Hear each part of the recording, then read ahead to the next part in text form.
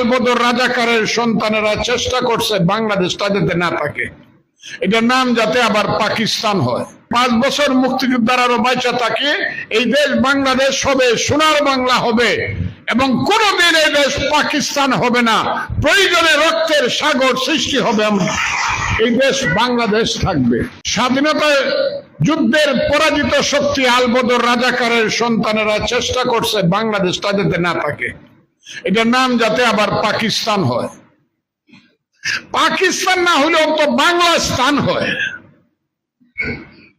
এবং বলছে যারা অস্ত্র হাতে যুদ্ধ করছিল তারা আল্লাহর কাছে মাপ চাও, সেই সব মুক্তিযোদ্ধারা আল্লাহ ইচ্ছা করলে তোমাদেরকে মাফ করে দিতে পারে।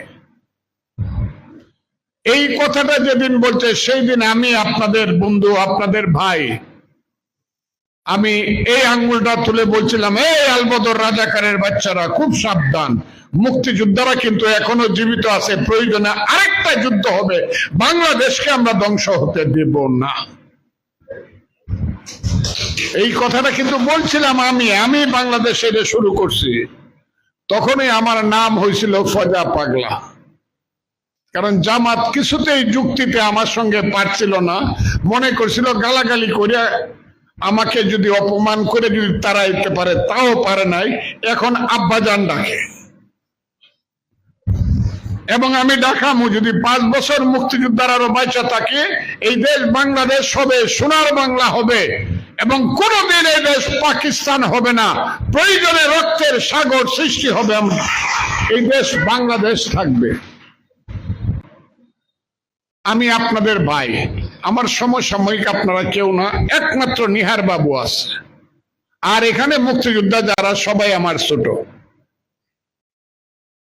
নিহার বাবু তখন রাজনীতি করতেন, আমার জয়সিদ্ধ ইউনিয়ন আওয়ামী লীগের সাধারণ সম্পাদক ছিলেন। উনি বলতে পারবে,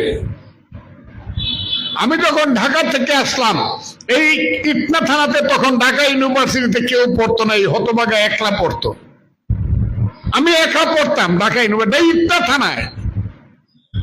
তখন ইউনিভার্সিটির ঢাকার ছাত্র দেখার জন্য গ্রাম থেকে মানুষ হয়তো, উনি নাকি ঢাকা ইউনিভার্সিটিতে পড়ে। এবং আমি রাজনীতি করতাম, এর আগে আমি কিশোরগঞ্জ জেলা ছাত্রলীগের সেক্রেটারি ছিলাম, 11 দফা আন্দোলনের কনভেনার ছিলাম। ইটনার মাঠে বক্তৃতা করতে করতে কাঁপাইতাম যুদ্ধের 3 বছর আগের থেকে। 67, 68, 69 এগুলো আপনারা শোনেন নাই, মাঠে মাঠে বক্তৃতা করছি।